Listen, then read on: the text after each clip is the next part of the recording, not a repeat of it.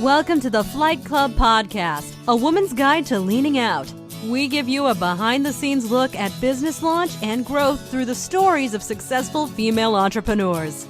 Here's your host, Felina Hansen, founder and CEO of Hera Hub.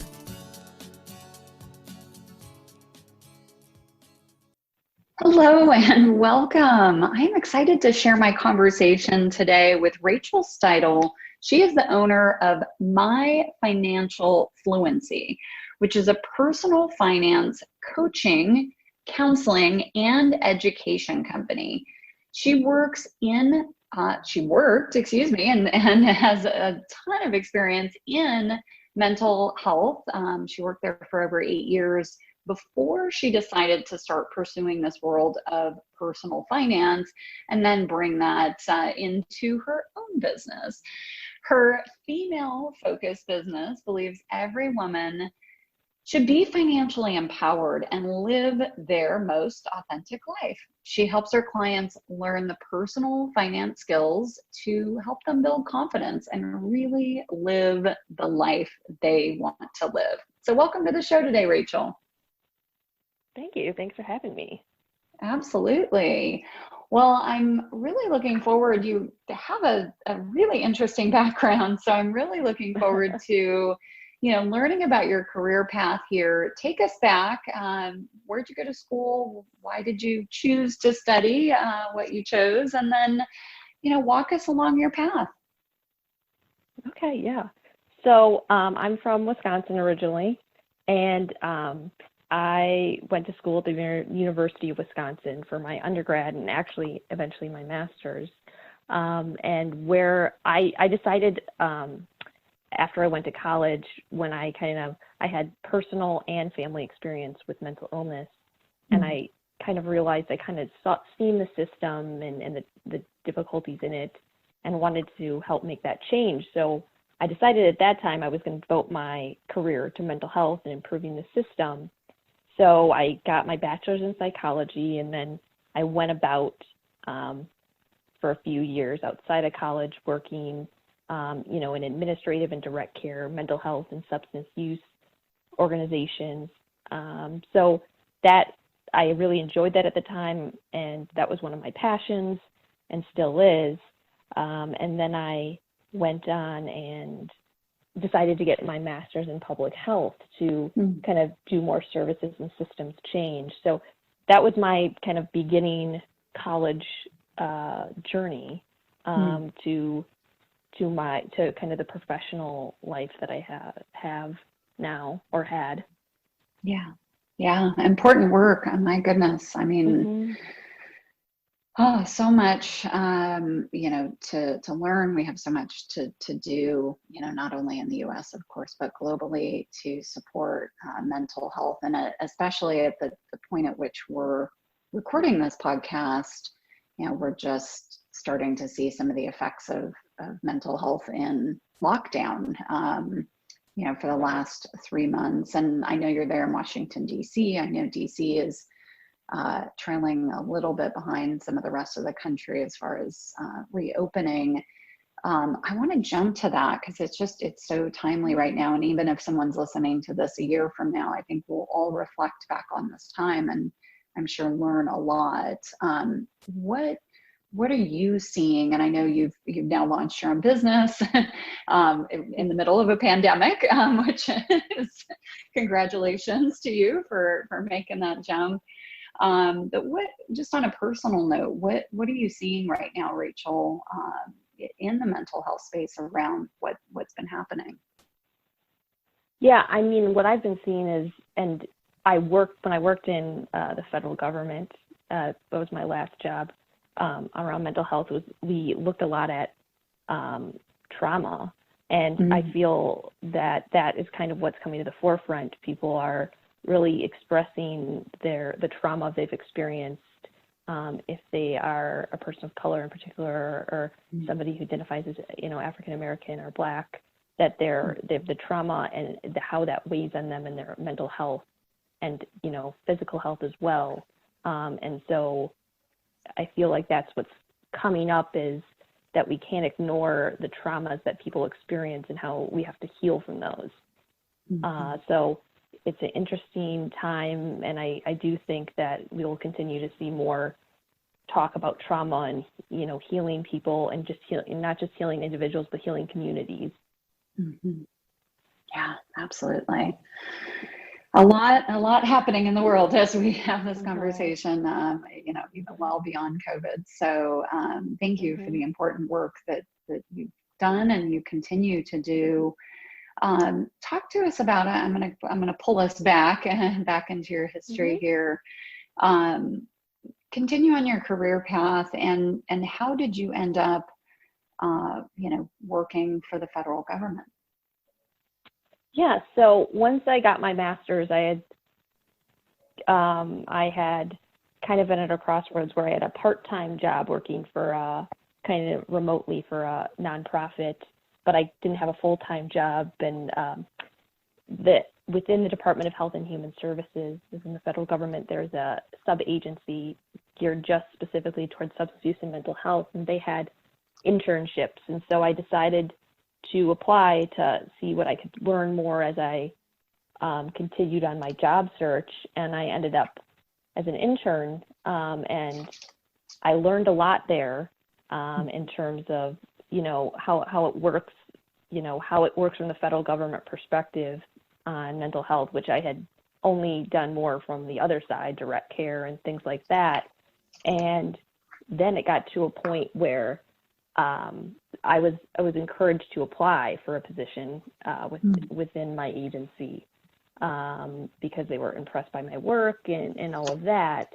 But I think at the time I felt a little confused of where I should go, because the federal government is a bit different in terms of you can sometimes, compared to kind of nonprofits or other work, you have a little bit less, it's a little bit slower in terms of change, and it's a little bit slower in terms of allowing you to, put some creativity sometimes into what you want to do. So I was trying to figure out if I wanted to continue that, and my nonprofit part-time job wanted to give me a full-time job, but they couldn't pay me really a living salary. So I felt like the universe was continuing to push me, even if the government didn't always seem the best fit for me, to take this job. And so I took the job of the federal government, and I felt like I learned a lot, and I connected with a lot of people on mental health and who wanted to make great change. And so it was a great experience for a few years. And then, things started to change within our agency, and, the creativity I did have and some of the important work some of my colleagues and I wanted to focus on kind of got pushed aside, and I started to feel like it wasn't very, fulfilling. And that's when I realized that, I've been so focused because of my family and personal experience in mental health that I hadn't looked at that I'm passionate about a lot of other things. So it helped me really reflect on, what did I really want, because I wasn't satisfied at that point. So that's when I started to reflect on how I'd always kind of been curious about being an entrepreneur and really interested in that, while at the same time being very interested in personal finance, and had been one of the first things in my life that brought me confidence was personal finance. So then I got to a point where I also realized that a lot of the women, like amazingly incredible, smart women that I work with, who I'm friends with, they were confident in a lot of areas in their job, but then when it came to finances, they were really scared and afraid. And I just, that really touched me and hurt me, and it just stayed with me, because I just thought these are amazing women, and that they're still, when it comes to their finances, they kind of get lost, and they're not sure what to do, or they rely on their husbands sometimes. And so that's when I started to realize somebody should do something about this. But then I started to connect it all together and realize I could do something about it, and that maybe my next step was starting my business to help women, kind of feel the confidence and be empowered by finances like I am. Yeah. It's so important. I mean, I'm like so excited to dive into this, because it is the foundation for a lot of us, to live and do everything we do. And you're right, we are so poorly educated. I mean, the fact that there's still not a personal finance class and, every junior high and high school and college, and, it's just, it absolutely blows my mind. I love the name of your business, My Financial Fluency. I love alliteration, so well done. So talk about, the name. How did you come up with the name? And then just, what does fluency mean to you? Why is that important? Yeah, so I came up with the name because, obviously I wanted something catchy, but also it was just something that, I feel like, I've realized when I think about languages in other languages, when I'm not fluent in other languages. I know some Spanish, but how uncomfortable and lack the confidence in that area. Or when I go to another country and I don't really speak that. So I realized how confident I feel in English, confident I feel in areas where I feel fluent in it, whether it's language or other areas. And so I wanted to kind of bring that to the same kind of platform with finances, where, with fluency, I feel like comes more confidence when you know that you have that ability. So, Absolutely. That's what I was thinking of when I came up with the name.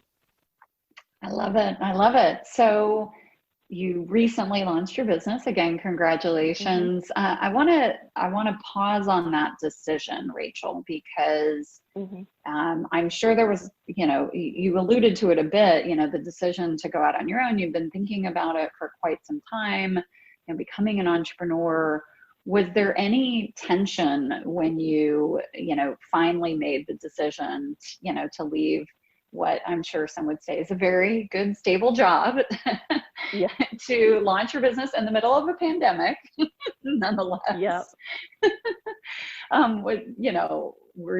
Did you ever think, what am I doing? Or did you have any naysayers in your life? Yeah, so it was interesting because at first I thought about launching it without quitting my job. Because, getting it up and going, which I know a lot of people can't do or need to do. But I got to a point where the way my job had been going, I was so burned out that my health and, kind of my happiness were gone. And I just realized that this is when I had to reflect on, life is so short, these are my goals. And I didn't even have the energy to work on my business. And so that's when I kind of had to, I knew deep down the answer was for starting my business, for taking care of myself, the answer was to quit my job. And at first I tried to find another job that I could work on the side, like a full-time job I could work on the side.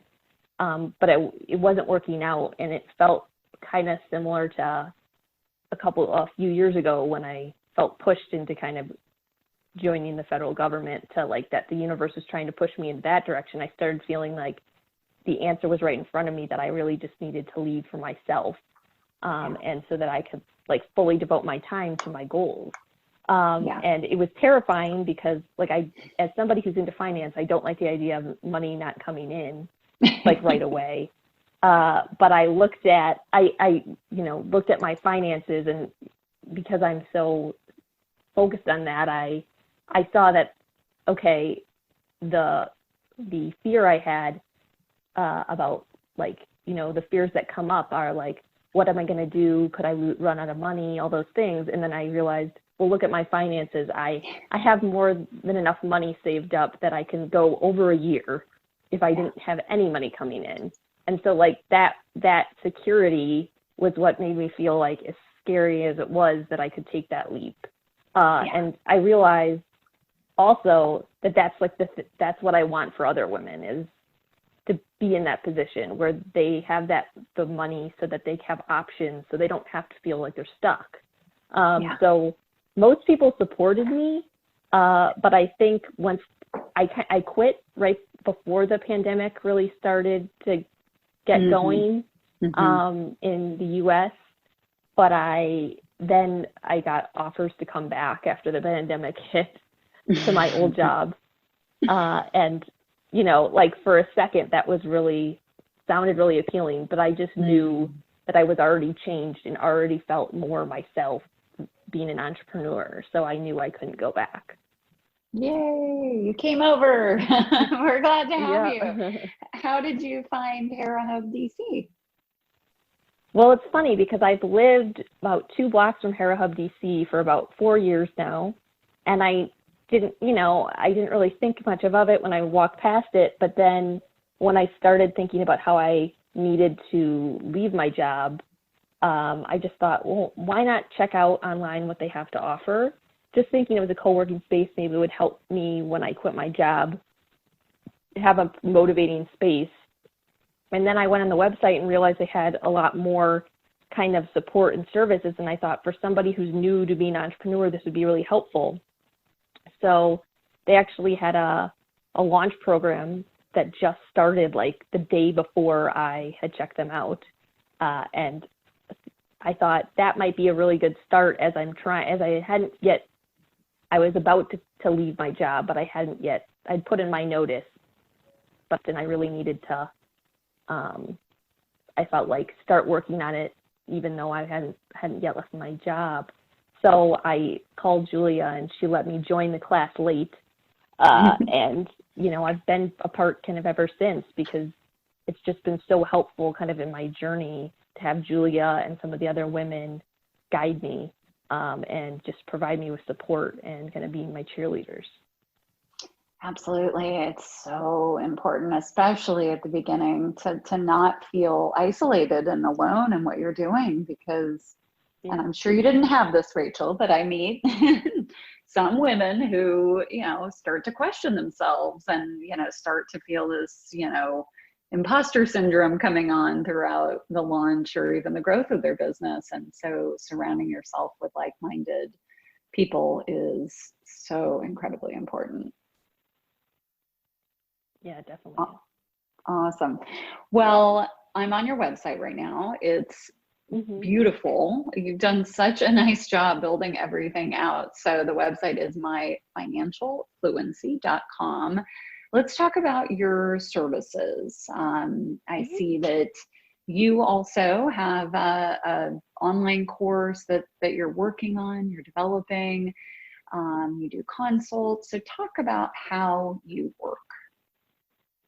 Yeah, so how I work is, generally my main program that's coming up is a course that's really focused on educating women who really want to make a change in their life or feel stuck, how to learn the personal finance skills and competence they need to kind of get them on the track to pursuing their goals.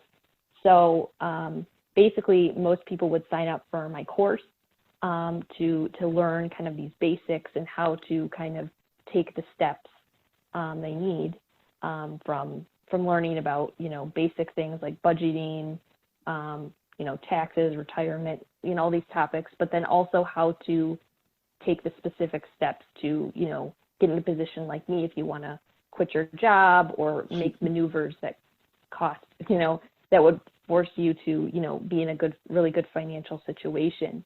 And then people are allowed with the course to add on, with my upcoming course, to add on, one-on-one counseling if they want to really get more support and kind of personalized guidance kind of along the way.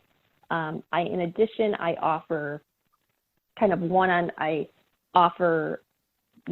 people can do ad hoc sessions with me if they want to discuss financial matters.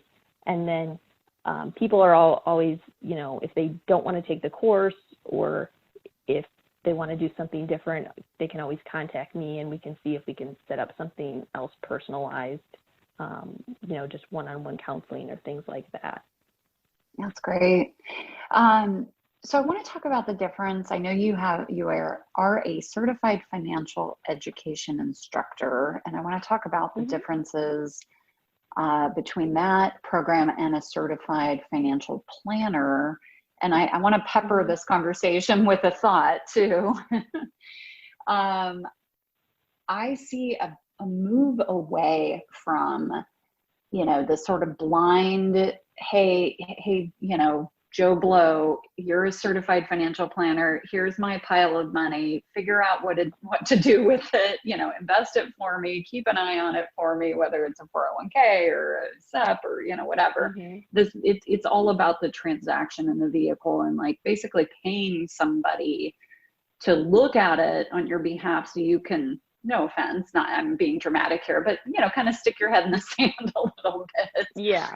Not everybody does that, of course, but and what I'm hearing you say, and your background in mental health too, is you're advocating educating yourself, not sticking your head in the sand, not necessarily and you may work with financial planners, of course, but just speaking based on my experience and what I look to do, I'd rather put my money in the Star Fund at Vanguard and pay nothing to do that, an index fund or things of that nature, as opposed to paying somebody 3% of what I'm earning, away and be engaged with it. And we can do that now, right? It's so much easier to make those decisions. So there's a very long-winded question. Take it whatever direction you'd like, Rachel. Sure. Well, it's interesting. So my boyfriend is actually studying to be a financial advisor planner, a certified financial planner. So it's interesting we have these discussions. So I feel that and I put it on my website and my frequently asked questions about the differences, and there's these different terms come out. Like financial coach, financial educator, financial counselor. And that's why I call myself coaching, counseling, and education, because, there's all these different roles. There's the financial coach, which is helping people build better financial habits that the client wants to work on. There's the counselor that kind of focuses when somebody's in financial crisis, helping them get out of it. And then there's financial educators, which are, teaching people about certain financial topics they want to learn about. So all three of those focus more on kind of generally the more regular financial decisions that you make on a daily basis. They can touch on obviously investing in those bigger long-term things, but they don't always, it's more about, okay, what do regular everyday people need on their routine basis to think about their finances. And then even if they need a financial advisor or planner on these larger long-term things that a financial advisor or planner would do, such as estate planning, tax income planning, they can feel more informed and empowered to ask the questions or know if the person is just really trying to sell them on something. So I feel like, financial advisors and planners are needed.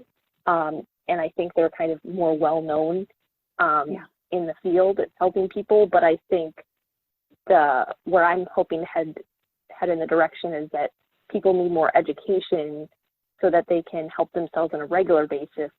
And then when they do possibly need a financial advisor or planner, they can feel more ready and informed themselves when working with them. Even if they decide they want to kind of let that person handle it, they can know if they should trust that person to do that.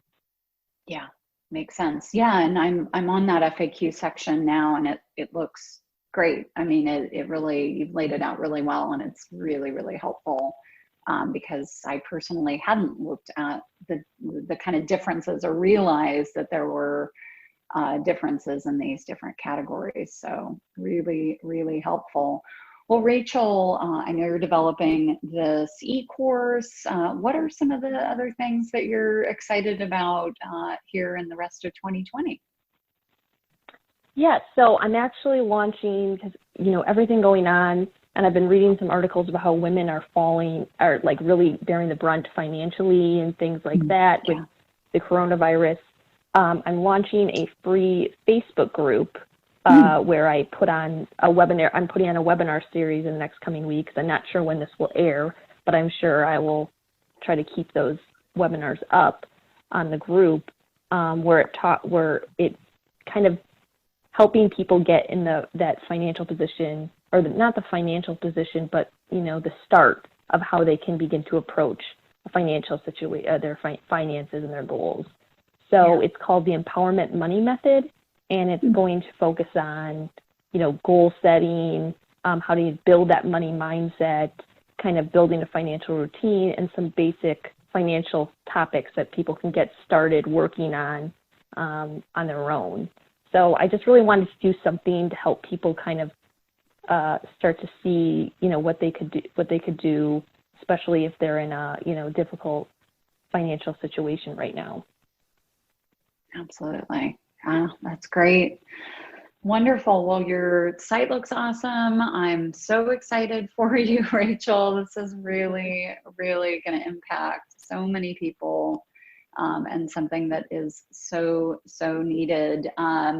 So the website, again, is myfinancialfluency.com. Is the best way for folks to reach you to simply go to the site and go to the contact area, or is there another way you like folks to reach out? They can do that. I think sometimes a better way might be, they can do either that, or the next best way is kind of going through on Instagram.